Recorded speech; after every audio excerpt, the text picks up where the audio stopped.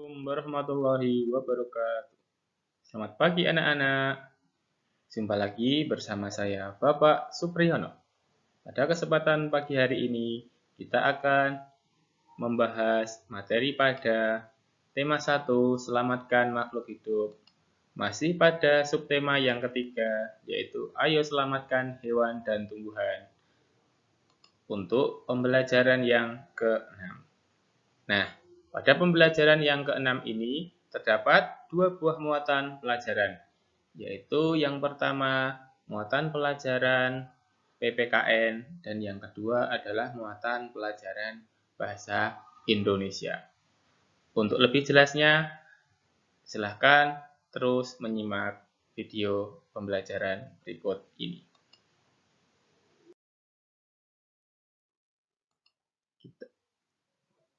Kita mulai pada muatan pelajaran PPKN. Materinya yaitu tentang penerapan nilai-nilai Pancasila dalam kehidupan sehari-hari. Penerapan sila-sila Pancasila tidak hanya berkaitan dengan sesama manusia, tetapi juga kepada semua makhluk hidup, misalkan hewan dan tumbuhan. Seperti yang sudah Pak Guru jelaskan pada pertemuan yang kemarin, bahwa penerapan sila Pancasila bisa dilakukan kepada hewan. Dengan contoh, kita memberi makan dan merawatnya dengan baik.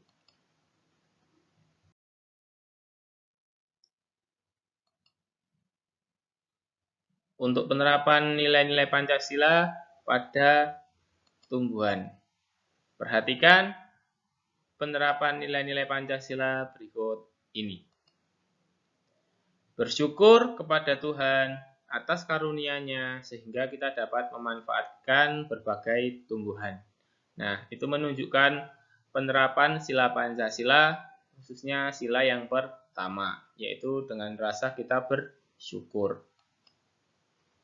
Kemudian yang kedua, merawat tumbuhan dengan baik.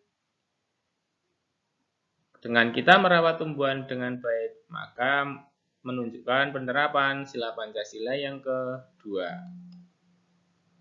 Ketiga, bangga terhadap berbagai tumbuhan langka yang ada di Indonesia. Nah, berhubungan dengan tumbuhan langka, kita harus dapat melindunginya, merawatnya, agar bunga langka tersebut tidak punah dari Indonesia. Itu menunjukkan penerapan sila Pancasila yang ketiga. Bersama-sama kita menjaga kelestarian tumbuhan tersebut.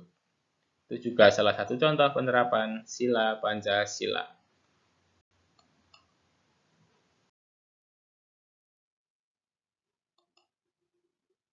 Penerapan nilai-nilai Pancasila di lingkungan masyarakat sekitar kita. Yang pertama, pada lingkungan pertemanan. Kita harus berteman tanpa memandang agama. Benar. Kita tidak boleh membeda-bedakan antara teman yang agamanya Islam atau Kristen atau Katolik. Jadi kita tidak boleh berteman tanpa dengan memandang agamanya. Kita harus bersikap toleransi antara satu dengan yang lainnya. Yang kedua, tolong menolong antar teman. Nah, terhadap teman kita juga harus saling tolong menolong. Itu merupakan salah satu penerapan nilai Pancasila, khususnya sila yang kedua. Yang ketiga, hidup rukun di tangan tetangga saat bermain. Hidup rukun merupakan salah satu contoh nilai penerapan Pancasila, khususnya sila yang ketiga. Yang keempat, membiasakan musyawarah ketika menentukan berbagai kegiatan kelompok. Kita harus bermusyawarah kepada teman atau kepada orang lain ketika akan memutuskan sesuatu yang berhubungan dengan kepentingan bersama. Dengan adanya musyawarah, diharapkan akan mendapatkan keputusan yang paling baik. Nah, itu merupakan contoh penerapan sila Pancasila yang keempat.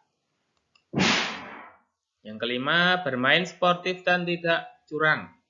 Nah, ketika kita bermain dengan teman, kita harus bersikap sportif, bersikap tidak curang atau adil. Itu menunjukkan contoh penerapan nilai Pancasila, sila yang kelima.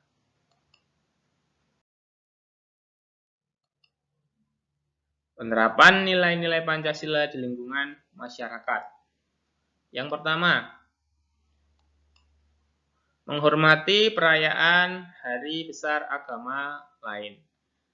Kita harus bertoleransi jika ada tetangga kita di lingkungan masyarakat yang sedang merayakan hari besar agamanya tidak sesuai dengan agama kita. Contohnya misalkan Dani beragama Islam, sedangkan Rio beragama Kristen. Ketika Rio sedang merayakan hari besar Natal, maka Dani juga harus menghormatinya.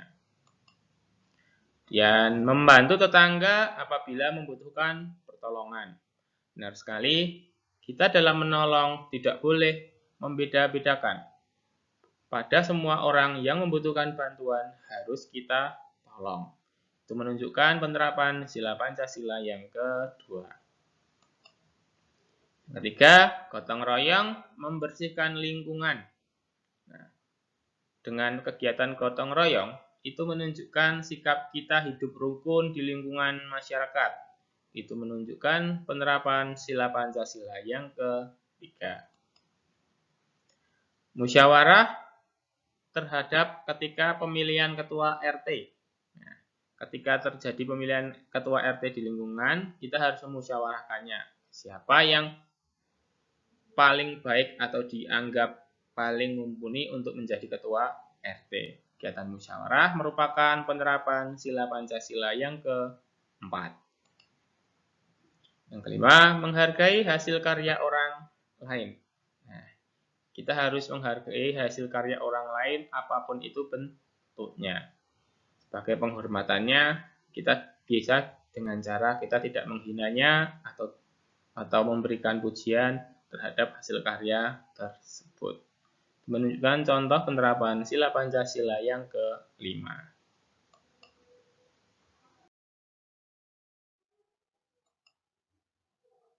Kita masuk pada muatan pelajaran berikutnya, yaitu muatan pelajaran bahasa Indonesia. Materinya yaitu tentang membuat simpulan berdasarkan informasi penting suatu teks.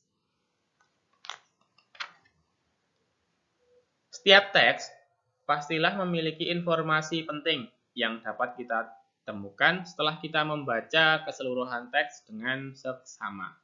Jadi pada intinya, jika kita ingin mengetahui informasi penting, kita harus membaca semua teks secara keseluruhan atau sampai selesai. Kemudian kita dapat membuat simpulan dari informasi penting atau ide pokok yang terdapat dalam teks tersebut. Catatlah informasi atau ide pokok terkait isi teks tersebut. Biasanya kita bisa menggunakan catatan-catatan, bahwa di bacaan ini ada informasi penting A, B, dan C, seperti itu. Setelah itu, kembangkan catatanmu menjadi sebuah paragraf. Nah, dari catatan-catatan kecil tadi, kita bisa mengembangkan menjadi sebuah paragraf baru, yang pada intinya informasi penting dari teks yang kita baca dapat kita rangkum atau kita sederhanakan menjadi sebuah paragraf penting.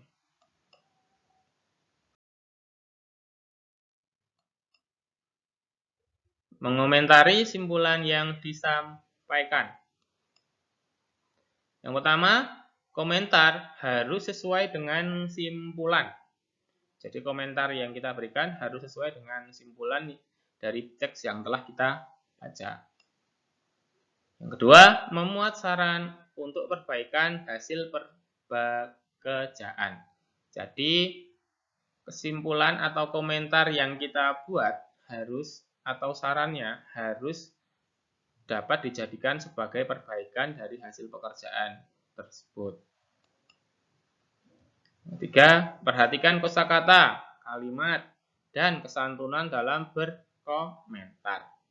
Nah, jadi kosakata dan kalimat yang kita pilih harus santun. Jangan sampai kalimat yang kita gunakan untuk mengomentari dapat membuat sakit hati seseorang yang teksnya kita beri komentar.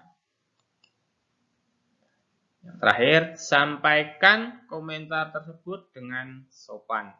Jadi kita harus menggunakan nada atau intonasi yang tidak kasar, sopan.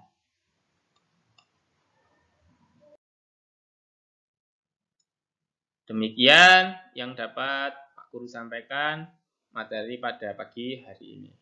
Terima kasih sudah mau menyimak materi pembelajaran pada pembelajaran 6 ini.